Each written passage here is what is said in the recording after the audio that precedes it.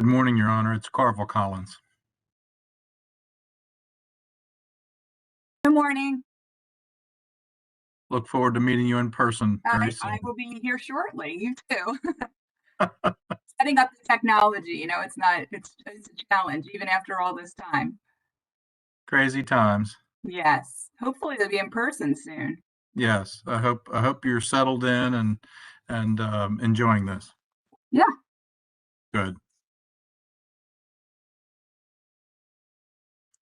Welcome to the commission and the Public Utility Law Judge Division. Thank you. Thank you. It's good. It's been a challenge learning through all of this. That's for sure. I've been hanging around the commission for probably too long.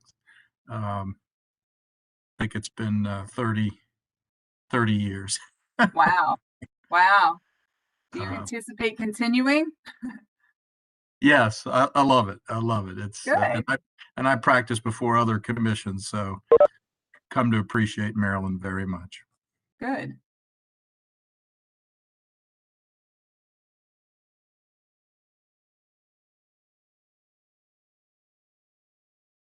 Good morning, Doug. Can you hear us?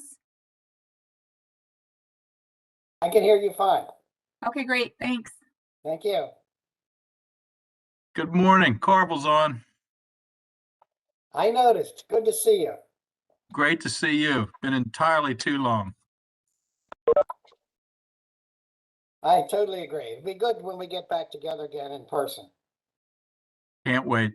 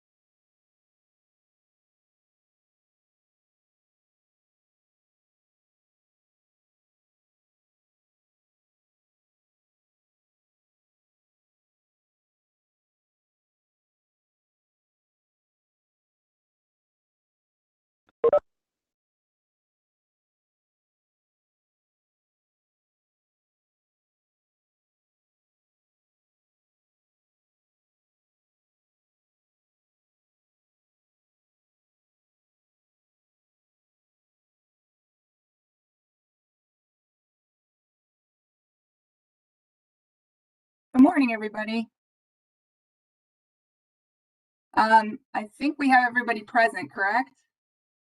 The OPC staff, company, everyone here? Or are we waiting for anyone else? No, I think we can begin, Your Honor. Okay, thank you. Are we on the record? You're on the record, Your Honor. Thank you. Oh, great, thank you. Good morning, everybody. Today is Thursday, June the 10th, 2021. It's about 10 a.m. My name is Christine Burke. I'm a public utility law judge with the Maryland Public Service Commission. We're here this morning for a pre-hearing conference in case number 9664, which is captioned in the matter of the application of Columbia Gas of Maryland, Inc. for authority to increase rates and charges. Can I have the appearances of counsel, please, beginning with the company? Mr. Collins or Ms. Moore? Good morning, Your Honor. Megan Moore on behalf of Columbia Gas of Maryland. And I also wanted to mention that I have Michael Brame here on behalf of Columbia Gas of Maryland. And on May 24th, I filed a motion for his special admission to the Circuit Court of Baltimore City. And that is pending. And I will be filing that order once it's received. Thank you. Good morning, Mr. Brame. Good morning. This is Amy Herakis, attorney with Columbia Gas. Good morning. And good morning, Your Honor. Carville Collins with DLA Piper in Baltimore, outside counsel to Columbia Gas of Maryland. Good morning. Good morning. For OPC, please. Morning, Your Honor. Patrick O'Laughlin on behalf of Maryland OPC. I'm also joined here with Jose Estrada, and I'd also like to enter the appearance of Philip Sheehan, who is not currently present. Okay, thank you. And for staff? Good morning, Your Honor. Annette Garofalo on behalf of Commission staff. With me is Kenneth Albert, and Catherine McErlin will also be appearing in this case. Thank you. Mr. Collins or Ms. Moore, do you have any exhibits that you would like to enter this morning? Yes, we do. Thanks, Your Honor. Yesterday, Columbia filed certificates of publication providing notice of today's virtual hearing. And we would like to mark that as Exhibit Columbia Exhibit 1. And if there are no objections, we'd like to move that into the record. Okay, and I'd note that there were attachments A through D. Is there any objection to admitting the certificate of publication into the record as Columbia's Exhibit 1? Your Honor. Hearing none, will be admitted to the record. Thank you. I checked this morning for petitions to intervene. Does anyone else have any knowledge? I did not see any. Does anybody else have any knowledge or expectation of a petition to intervene at this point? No? Okay. So we can move on from that. Thank you. And as far as the procedural schedule, I want to thank you all for circulating that. I did receive that. And for the record, just want to go through the dates. I didn't have a problem except for one conflict that we can deal with. The beginning going through is fine as far as July 1st for update for actuals, and I assume that that would be the same procedure as the last case. Is that correct? And I think that was noted as well in the proposed discovery procedures. July 26th for staff OPC direct testimony. August 16th, 2021 for rebuttal testimony, all parties. August 25th and 26th for the evening public hearings. And I'm hoping that they will be in person. We're going to have to make a decision as to that, and we will discuss that at a later date if they are going to be in person to allow the company sufficient time. The rebuttal for September 2nd, 2021 is fine. September 7th, 2021 for the party comparison chart for staff. The evidentiary hearings is, of course, where I have a conflict. So my proposal for those dates is to move the evidentiary hearings to the 13th, 14th, and 15th. I'll hear from the company as far as that proposal. Your Honor, that would be acceptable to the company. It will be a tight turnaround for the virtual hearing to update hearing expenses. I recognize that, and I have a proposal to deal with as well. Okay, well, that would be acceptable to the company, your proposed hearing dates. Okay. OPC, any objection to the 13th, 14th, and 15th? Subject to check, Your Honor. I think that should be fine. We didn't hear any objections to the dates as proposed, but I hadn't thought to ask for other potential dates for our witnesses. Okay, and staff, will that be okay? I think that would be fine, Your Honor. As far as I realize that pushes then everything out a little bit, and Labor Day sort of threw a wrench into this as well. So I propose to change the date. Last case, there were 3 business days for Columbia to update actuals for as far as the case related expenses. And my proposal would be to move the date of September 17th that was proposed to the 20th, which would allow Columbia an extra day to update the case rate expenses, and then have a hearing on the 21st should it be necessary. I'll hear from Columbia as far as if that is acceptable. Your Honor, just so I'm clear, the date to provide the exhibit would be the 20th and then a virtual hearing on the 21st? Correct. Okay. That's definitely acceptable to the company. Thank you. OPC, do you have any objection to that? I believe we can make that work, Your Honor. Staff? That's fine with staff, Your Honor. Thank you.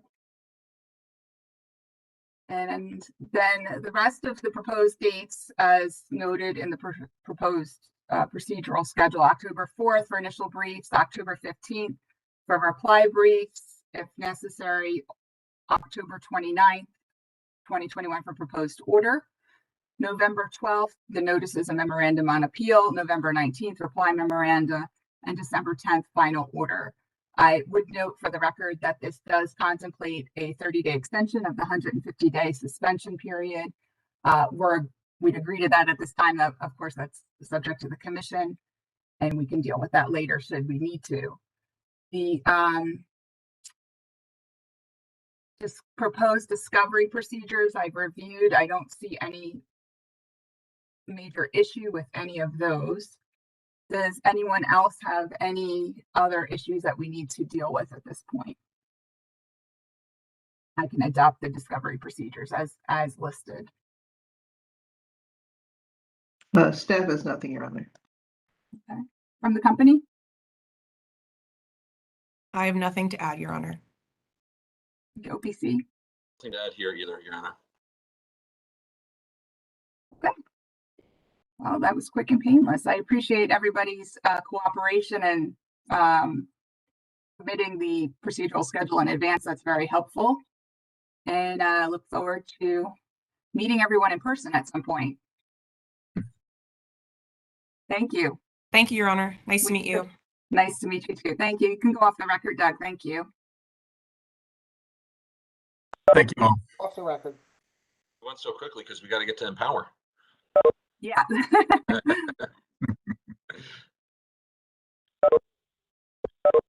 Good to see you, Doug.